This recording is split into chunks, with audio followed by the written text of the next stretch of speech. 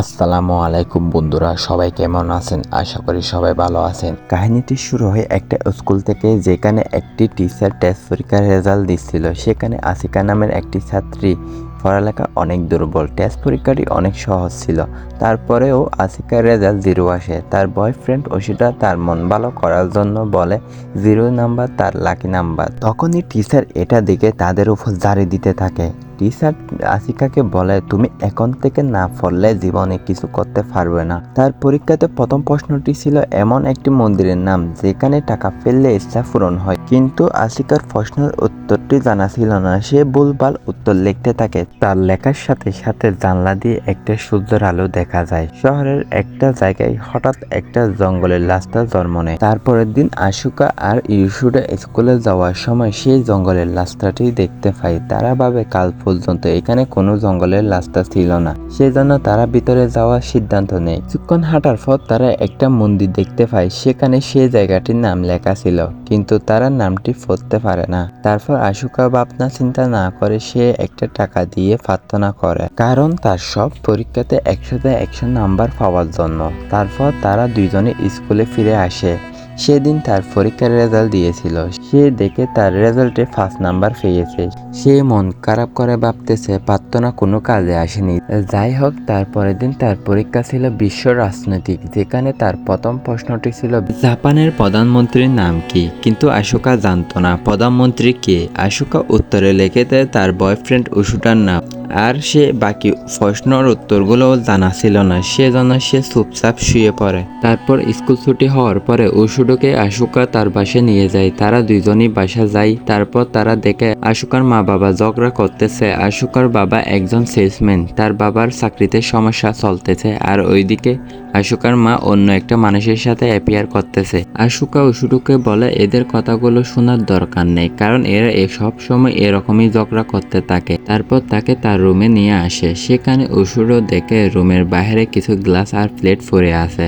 আসলে আশুকার একটা যমজ ভাই আছে, তার নাম হলো ক্যাসুকে। ক্যাসুকে পড়ালেখা অনেক ভালো ছিল, আর সে সব সময় পরীক্ষার রেজাল্টে 100 নাম্বার পেত। ক্যাসুকের মতো ছেলে এত বড় ধাক্কা সহ্য করতে পারে না। সেদিন থেকে সে নিজেকে একা করে বন্ধ করে ফেলে। তারপর থেকে সে কারোর সাথে আর কথা বলে না। সে সারাদিন তার কম্পিউটারে ভিডিও গেমস খেলে। আশুকা উশুডোকে এই কাহিনী বলার সময় দুঃখী হয়ে যায়, সেজন্য উশুডা বাজার থেকে কিছু খাবার আনতে চলে যায়। অন্যদিকে ওদের টিচার টেস্ট পরীক্ষার খাতাগুলো চেক করতেছে। হঠাৎ ওই রহস্যময় মন্দিরে একটা আলো দেখা যায়, আর টিচারের চোখে আলোটি চলে আসে। কিছুক্ষণ পর আশুকা উশুডোকে কল দেয়, তাকে কোথায় জিজ্ঞেস করে। উশুডো বলে সে এখন অনেক বিজি, তাই সে এখন আর আসতে পারবে না। সে কল কাটার পরে আশুকার ফ্রেন্ড একটা মেসেজ দিয়ে বলে উশুডো বড় বিপদে পড়েছে। অন্যদিকে দেখা যায় উশুডো আসলে জাপানের প্রধানমন্ত্রী হয়ে যায়, আর সে কিছু ইন্টারভিউ দিছিল। পরের দিন আশুকা স্কুলে গিয়ে বুঝতে পারে না তার বয়ফ্রেন্ড তাকে রেখে বাজারে গিয়েছিল। হঠাৎ সে কিভাবে জাপানের প্রধানমন্ত্রী হয়ে যায়। আরও খবর আসে কয়েকটা দেশের প্রধানমন্ত্রী কোথায় চলে গেছে। তখনই টিচার ক্লাসে এসে তাদের পরীক্ষার রেজাল্ট দিচ্ছে। সে দেখে তার টেস্ট পেপার কালি থাকা সত্ত্বেও 100 নাম্বার পায়। তখনই সে দেখে জাপানের প্রধানমন্ত্রীর নামের জায়গায় সে তার বয়ফ্রেন্ডের নাম লিখে দেয়। সেজন্য উশুডো জাপানের প্রধানমন্ত্রী হয়ে যায়, আর বাকি দেশের প্রধানমন্ত্রী এই জন্য খবর নেয়, কারণ বাকি প্রশ্নগুলোর উত্তর দেওয়া নেই। শেষ পর্যন্ত তার প্রার্থনা কবুল হয়। এখন তাকে পরীক্ষা পুরোপুরি নাম্বার দেওয়ার জন্য পুরো দুনিয়ায় বদলে যাবে। আশুকা নিজের ভুল বুঝতে পারে, সেজন্য সে গুগল থেকে সার্চ দিয়ে টেস্ট পরীক্ষার প্রশ্নগুলোর সঠিক উত্তর দেয়, আর তার কপাল ভালো থাকায় সব কিছু আগের মতো হয়ে যায়। উশুডোকে প্রধানমন্ত্রীর পদ থেকে বের করে দেওয়া হয়, আর বাকি দেশের প্রধানমন্ত্রীগুলো ভালোভাবে ফিরে আসে। আর এখানে বিপদ কাটেনি। তারপরে পরীক্ষাতে আশুকা ভয় পায় না, কারণ ম্যাথ পরীক্ষাতে ভুল লিখলে কি আর হবে। তার স্কুল শেষ হওয়ার পরে উশুডো আশুকার সাথে দেখা করতে আসে, আর তাকে বলে তাকে প্রধানমন্ত্রীর পদ থেকে বের করে দেওয়া হয়েছে। আশুকা তাকে শান্ত করে। আশুকা তার নতুন কাহিনী সম্পর্কে বলে। উশুডো বিশ্বাস করে না। যা কিছু ঘটতেছে সেগুলো আশুকার জন্য। আশুকাকে প্রমাণ করতে বলে, একটা পেপারে লিখতে বলে, কিন্তু এর আগে হঠাৎ শহরের মাঝখানে বানানো টাওয়ার পড়ে যায়। এগুলো হচ্ছে আশুকা ম্যাথ পরীক্ষাতে ভুল উত্তর দেওয়ার কারণে। এটা দেখে উশুডো বিশ্বাস করে। উশুডো আশুকা দূরে টিচারের রুমে চলে যায়, আর তার টেস্ট পরীক্ষার উত্তর সঠিক করে।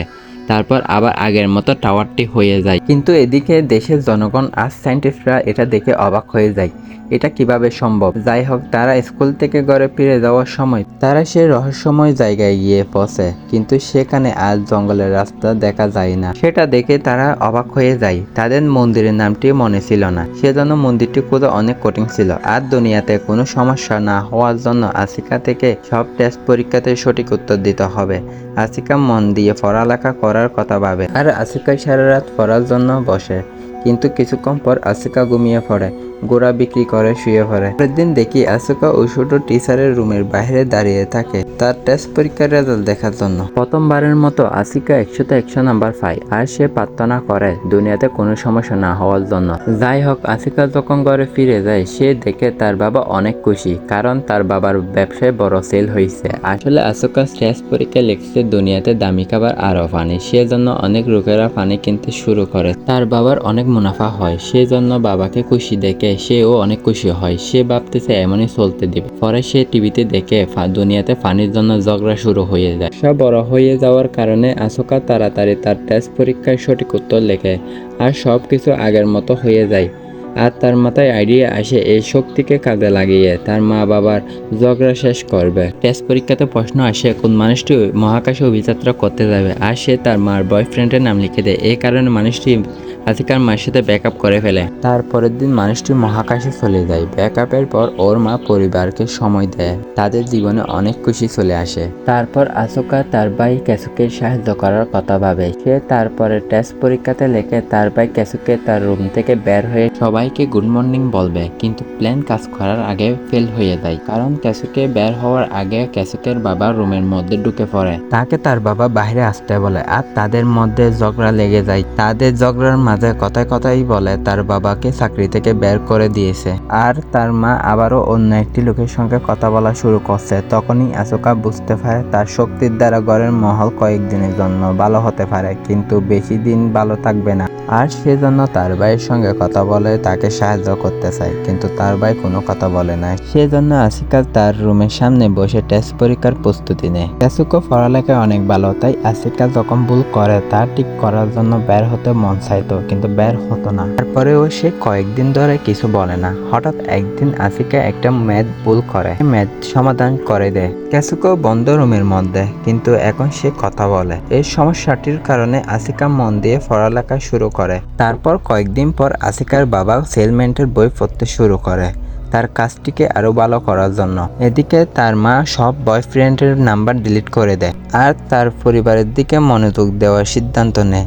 যাই হোক, এক সপ্তাহ পর আসিকা বিনা কারো সাহায্য ছাড়া টেস্ট পরীক্ষাতে 100তে 100 নাম্বার পায়। এটা দেখে খুশিতে তার ভাইয়ে কেসুকে শোনাতে যায়, কিন্তু তখনও সে দরজা খোলে না। তারপরে সকালে সবাই যখন নাস্তা করছিল তখনই কেসুকে রুম থেকে বের হয়ে আসে। সে তার বাবা থেকে মাপ চায়, আর সে এখন থেকে ভালোভাবে পড়ালেখা করবে এটার ওয়াদা করে। এটা দেখে তার পরিবারের সবাই খুশি হয়ে যায়। একদিন আসিকার ইস্যুটা স্কুলে যাচ্ছিল, তার ব্যাগের মধ্যে প্রথম পরীক্ষার পেপার দেখে সেখানে সে 5 নাম্বার পেয়েছিল। সেজন্য পেপারটি সে ছিঁড়ে ফেলে। স্কুলে যাওয়ার পথে সে কাগজটিকে আবার জোড়া লাগায়। তারা দেখে সে জায়গায় জঙ্গলের রাস্তাটি আবার চলে আসে। তখনই সে বুঝতে পারে ইচ্ছা পূরণের মন্দিরের নাম সে টেস্ট পেপারে লিখেছিল। তার লেখার কারণে সেখানে নতুন মন্দির চলে আসে।